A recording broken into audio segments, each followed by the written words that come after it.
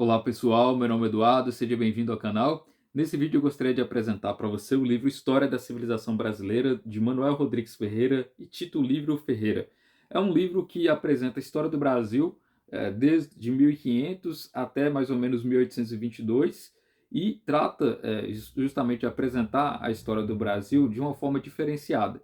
Esse livro ele apresenta uma visão da história do Brasil que nós não encontramos em livros didáticos e não encontramos dentro da discussão acadêmica. Por isso ele é um livro que adota uma visão que é considerada minoritária no momento.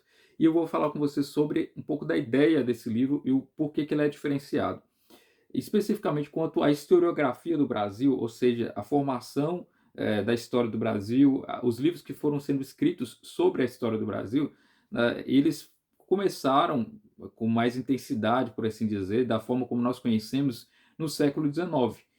Quando o Brasil se tornou independente de Portugal, em 1822, e mais especificamente em 1825, com o tratado com Portugal, os brasileiros decidiram então criar sua própria história com visões próprias, políticas, ideológicas. Porque nós tínhamos acabado de tornar independente de Portugal, então nós não poderíamos narrar a história do povo que vivia no Brasil, que eram súditos dos reis de Portugal. Não era possível colocar que as pessoas amavam o rei de Portugal e que as pessoas se consideravam portuguesas e que tinham essa ideia de que eram portuguesas. Então, construiu-se a ideia de que existia uma identidade nacional antes da independência, de que as pessoas não se sentiam como sendo parte de Portugal e por isso decidiram reconstruir a história a partir dessa visão. Então, houve a criação de uma narrativa em torno da história do Brasil.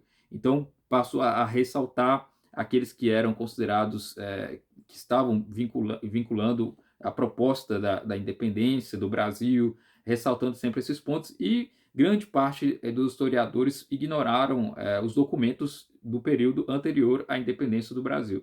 Até pela dificuldade documental, né, o acesso, a questão própria que era dificultosa no século XIX. Então, muitos historiadores começaram a criar uma própria narrativa e com o Instituto Histórico e Geográfico Brasileiro, né, começou a se conceber então a história do Brasil como nós conhecemos hoje, fazendo planos, né, fazendo formas de se entender a história do Brasil, até aquela divisão clássica, né, Brasil do período colonial, Brasil do período do Império, Brasil do período da República, começou a ser feita, né, dividindo a história do Brasil em 3 etapas, simplificando o estudo do período colonial, porque não era considerado tão relevante por ser aí o período em que era considerado que o Brasil estava vinculado a Portugal, e começou a criar esse imaginário, né, essa narrativa histórica de que o brasileiro ele era explorado, ele sempre foi alguém que era explorado em relação a Portugal, antes do período da independência, ainda bem que nós nos tornamos independentes, porque agora nós somos livres em relação a Portugal, etc.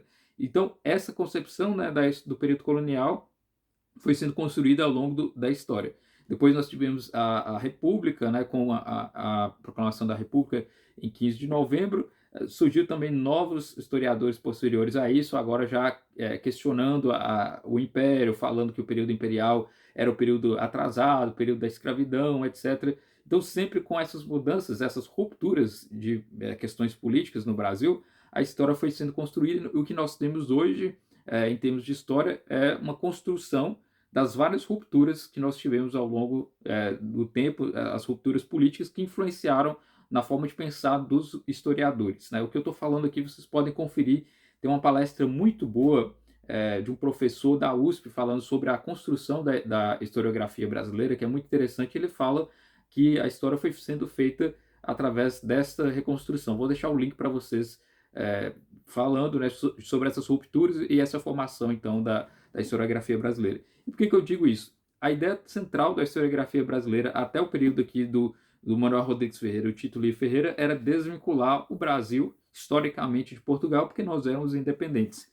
E aí esses autores eles decidiram voltar a estudar o período que a gente conhece como período colonial e analisar os documentos. Então aqui na década em que eles estavam, né, especialmente ali década de 40 até 1980, eles fizeram esses estudos em relação à história do Brasil, ao vínculo da história do Brasil do período colonial, a ponto dos autores entenderem que o Brasil não foi uma colônia, como nós conhecemos nessa concepção colonial, de exploração, etc.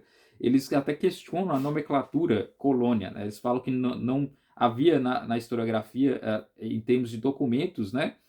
Não existia nem sequer essa palavra. Isso só foi construído depois com os historiadores no século XIX.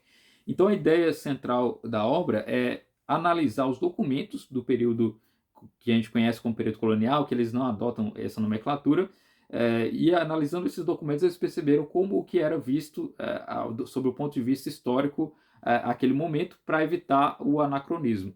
Embora seja uma obra que é interessante, é importante dizer que essa é uma obra que tem certas partes que são apaixonadas, né? Os autores não deixam de adjetivar, de colocar palavras que sejam ou para rejeitar algo, né, de forma até agressiva muitas vezes, ou para acolher algo de forma dizendo, né, isso foi grandioso, isso foi importante, isso foi nobre, etc. Então os autores têm essa visão que eu poderia dizer que não é uma visão imparcial da história, eles têm uma visão própria, que é parcial mesmo, e eles não escondem isso propriamente aqui no livro. E a ideia central da história da civilização brasileira é narrar essa história de acordo com o vínculo que eu mencionei, com o vínculo com Portugal no período colonial. E é interessante que eles fazem aqui essas divisões. Aqui em uma página determinada, especificamente a página 67, nós podemos ver aqui um resuminho, um pouquinho da ideia, né? A história do Brasil começa em Guimarães, Portugal, no ano de 1140, com o fundador da monarquia portuguesa, Afonso Henriques, o criador da dinastia Afonsina. Pedro Álvares Cabral descobre oficialmente a terra de Santa Cruz mais tarde, Brasil, província do Império Lusitano. Nesse ano de 1500, já os portugueses andavam no mar havia quase um século, isto é, desde 1415, quando o infante Dom Henrique funda a escola de Sagres. Durante esses 85 anos de navegação atlântica, os lusos reconhecem o oceano situado entre a Europa e as Américas, e a Espanha chega tardiamente no último decênio de 1400 para com Cristóvão Colombo descobrir a América do Norte, já povoada pelos vikings e os normandos no ano de 1000 a 1200. Colombo nasceu em 1451, quando a marinharia portuguesa estava no Atlântico desde 1415. Com 20 anos, está na Ilha da Madeira, onde se faz marinheiro e entra nas esquadras portuguesas. Serve a coroa portuguesa com os navegantes lusos, vai à costa da Mina, na África. E aí ele continua falando assim. A 22 de abril de 1500, a província de Santa Cruz é revelada ao mundo civilizado pelos portugueses, embora já tivesse integrado oficialmente na história de Portugal desde o Tratado de Tordesilhas, lavrado entre as coroas portuguesas e castelhana a 7 de junho de 1494. Então ele ressalta a importância de estudar a história de Portugal anterior a 1500 e propõe até mesmo uma nova divisão da história. Aqui na página 124, ele começa a tratar, 123, ele começa a tratar sobre a nova divisão da história do Brasil. Porque o que acontece? Nós temos a divisão de período colonial, período império e período republicano. E ele coloca que a atual divisão da história do Brasil não obedece ao espírito científico.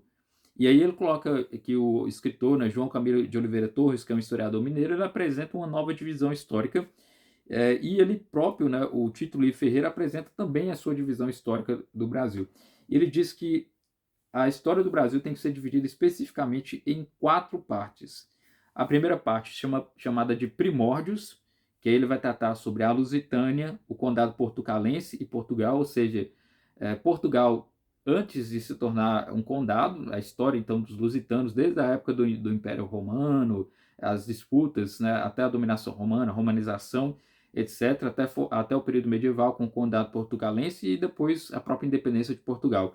Então tudo isso seria o que se deve estudar na história anterior, né, ao Brasil. E ele data, né, de 1140, que é o período da formação de Portugal, 1140 a 1500.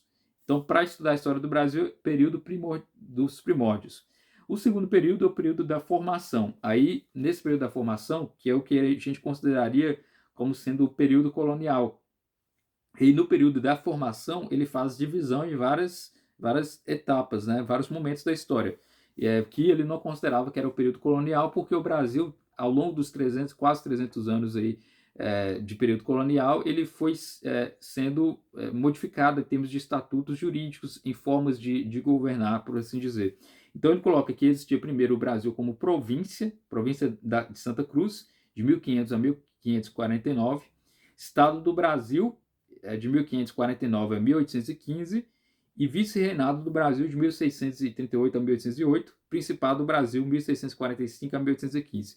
Então o Brasil ele foi um estado, né? Ele não defende a ideia que foi colônia, foi um estado propriamente de Portugal, dentro da questão de Portugal, porque tinha o seu próprio governador, tinha suas próprias formas de administração, existia as câmaras municipais, que ele ressalta no livro aqui em várias partes, né? A ideia da democracia no Brasil, ela não surgiu como propõe na historiografia a partir da época da independência, com a Assembleia, né, Constituinte, com a nova Constituição, aliás, com a primeira Constituição de 1824, 1823. Ele diz que existia já aspectos democráticos, muito embora rudimentares, nas câmaras municipais. Cada vila, na verdade, as câmaras das vilas, né, cada vila tinha uma câmara de vereadores que teria ali a sua própria autonomia para estabelecer as leis. Existia o voto nessas pessoas que estavam integradas ali como vereadores, etc. Então ele ressalta essa importância dessas câmaras municipais que existiam, né, por assim dizer. Depois, então, ele fala que existia então a província, que nós éramos parte de Portugal, depois ganhou status de Estado do Brasil, com uma certa autonomia, e depois ainda com a vice-reinado e ainda principado, ou seja, teria o príncipe, que seria então o regente, aquele que estaria tratando, né, de governar o Brasil. Então esse é o período da formação que ele coloca aí, que seria o equivalente ao que nós entendemos como período colonial. Depois nós temos a Constituição, que vai tratar sobre o período da regência, de 1808 a 1815, Reino Unido do Brasil, Portugal e Algarve, de 1815 a 1822, Império do Brasil, de 1882 a 1889, e o início da República, de 1889 a 1906. Então, esse período de Constituição seria os vários processos que o Brasil teve durante o século XIX até 1906. Então, passa aí pela regência, período regencial, período do Reino Unido, o Brasil se tornou parte como um reino próprio, né, porém vinculado a Portugal e Algarves. Período do Império do Brasil, que aí já é o período da independência do Brasil propriamente, né, e o período da República, e que é o início da República de 1889 a 1906. Esse seria o período da Constituição, século XIX propriamente. E, por último, o último período é a recomposição, que é o período republicano de 1906 em diante. Então, quatro etapas, né, ou quatro momentos da história do Brasil. Primórdios, que é a história de Portugal até 1500. Formação, que são as várias formações do Brasil durante o período colonial, né, província, estado, vice-reinado, principado. Período da Constituição, que é o século XIX propriamente, da regência do Reino Unido, do Império e o início da República, e o período da recomposição. Então essa é a proposta que ele coloca como divisão histórica. É uma divisão um pouco mais complexa do que nós já temos, né? Além disso, ele fala sobre os nobres que viveram no Brasil. Ele trata muito de analisar os documentos em se tratando aqui da nobreza, de como é que se dava o estatuto jurídico dos nobres, né, que era diferenciado do estatuto jurídico próprio, né, daquele que era considerado plebeu, e que existia essa divisão hierárquica, por assim dizer, em se tratando também do Brasil com a mesma legislação de Portugal. Os nobres, que em sua maioria pode-se dizer que eram brancos e nobres, depois tinha os plebeus, que poderiam ser ricos ou pobres plebeus, e por último a grande massa, né, que eram os escravizados, a população em geral, a população que não tinha recursos, né? E aí ele fala com foco justamente nessas pessoas que eram do Estado, né, da questão de serem nobres, e como que essas pessoas lidavam com a relação com Portugal, como havia esse vínculo jurídico, político com Portugal, etc. E ele até coloca aqui interessante sobre as bandeiras, né, os bandeirantes que são conhecidos na história do Brasil. Ele coloca aqui: Havia em todo o vasto império português uma nobreza a quem cabia zelar pelos seus destinos. A história escrita foi deixada por essa nobreza. A nobreza cabia, por isso, dirigir os grandes empreendimentos. Os grandes navegadores e descobridores eram nobres. Onde houvesse necessidade de defender qualquer parte do império, ali se fazia presente a nobreza. Assim, a guerra contra os holandeses foi dirigida pelos nobres. Foi principalmente a nobreza das capitanias do norte que sustentou durante longos anos a luta contra os invasores. Então ele vai falar essa a nobreza das capitanias do norte que gloriosamente dirigiu a luta contra os invasores holandeses. Por isso que eu falei que ele faz adjetivações, né? Que gloriosamente dirigiu a luta contra os invasores holandeses. De Portugal europeu veio também uma expedição lutar contra os holandeses, dirigida por nobres. Aí ele vai falar como os nobres que eram selecionados, né, pela corte portuguesa para vir para o Brasil para poder fazer justamente esses desbravamentos, essas dominações nesse período e o que ele considera como sendo povoamento, né, e não colonização. E ele vai falar que existia esses nobres, a questão de Tiradentes, ele fala também, ó, sabe-se hoje que a Conjuração Mineira não foi um movimento destinado a separar o Brasil de Portugal, mas sim tinha o propósito de substituir a monarquia absolutista por um governo republicano em Minas Gerais. Era um movimento inspirado nas ideias dos filósofos que prepararam a Revolução Francesa. E aí ele vai falar que dessa questão, né, de Tiradentes com uma visão própria, né, bem diferenciada do que nós já conhecemos. Depois ele fala, os bandeirantes eram da nobreza e não da classe dos oficiais mecânicos. Aí ele vai falar sobre a ideia de nobreza entre os bandeirantes, que é uma questão que surgiu, né, entre os historiadores de São Paulo, de tentar ressaltar os ideais dos bandeirantes como sendo aí os antepassados paulistas, etc., que é dentro de uma corrente já da história que já está ali com o Toné, com os outros historiadores que tratam sobre a história de São Paulo, tentando vincular, né, a essa história que, como eu mencionei, aí, os bandeirantes. Na contracapa, nós temos escrito o seguinte: até metade do século passado, a palavra colônia era desconhecida na história tricentenária da comunidade luso-brasileira. Foram os historiadores brasileiros que introduziram nas suas obras, Porto Seguro à frente. Portugal jamais o fez, e nem poderia ser de outra forma. Leiam-se com atenção e desapaixonadamente o regimento Tomé de Souza e as ordenações do reino aplicadas ao Brasil, e a conclusão a que se chega é a de que o tratamento dispensado pelo rei de Portugal ao Brasil nascente era exatamente igual ao proporcionado às outras províncias peninsulares do famoso reino. E a existência de 3 séculos em comum, nenhuma dúvida nesse sentido oferece. Até a representação diplomática estrangeira que caracteriza a autonomia registra-se no Brasil no transcorrer desse longo período. A circunstância despertou o senso de historiador do Dr. Tito Livre Ferreira, que passou a pesquisar objetivamente. Daí a ideia da convocação daquilo que se convencionou chamar de Jornada Paulista de Revisão da História do Brasil. Essa Jornada Paulista de Revisão da História do Brasil foi um movimento aí que o Tito Livre Ferreira e o irmão dele, Manuel Rodrigues Ferreira, proporam de reanalisar a história do Brasil a partir dos documentos da época, né, estando sempre vinculados àquilo que foi escrito e na tentativa de não serem anacrônicos ou não adotarem narrativas historiográficas, né? Então é interessante esse ponto. E ele fala sobre a legislação eleitoral que era vigente no Brasil, os direitos políticos, né? Ele falava que os direitos políticos eram dados apenas àqueles que eram nobres, né? Quem era nobre tinha o direito de fazer e ter participação política, quem não era, não tinha esse direito.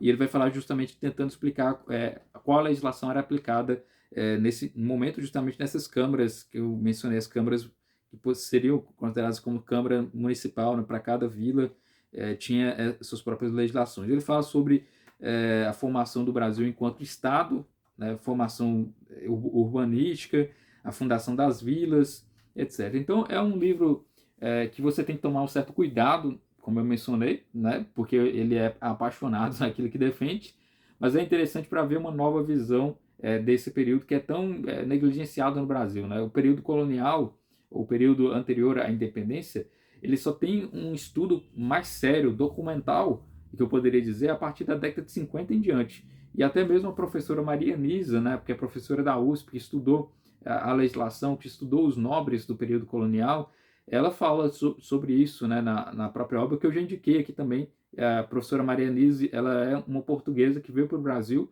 e se tornou professora da USP e estudou como foco de estudo justamente aqueles que eram considerados nobres e que viveram no Brasil no período colonial.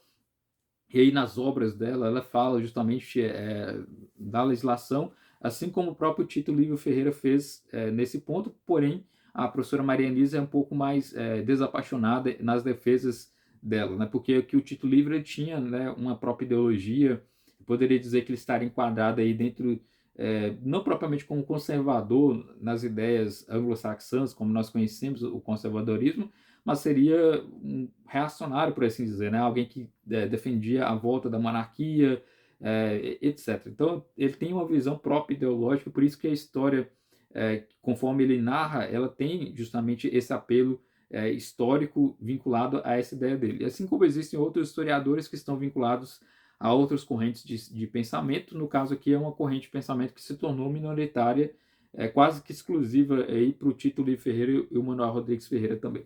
Então, que fica essa ideia do livro. Eu vou deixar o link caso você queira adquirir.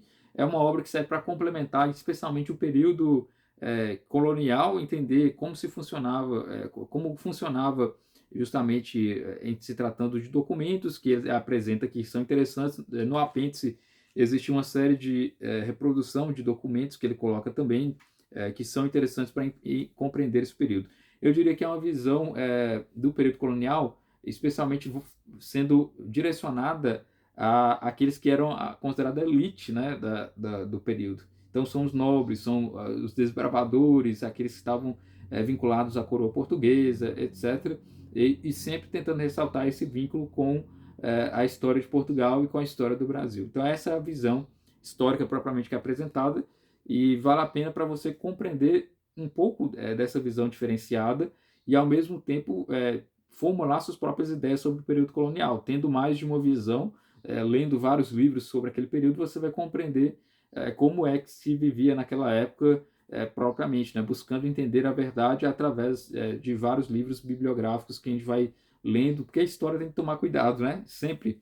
Você não pode ler apenas uma visão, você tem que ler várias visões para que depois, com base nessas várias visões, com os documentos em mãos, você vai ter então uma noção de como realmente as coisas eram. Então é isso, espero que você tenha gostado desse vídeo. Se inscreva no canal se você não está inscrito ainda. Muito obrigado pela atenção.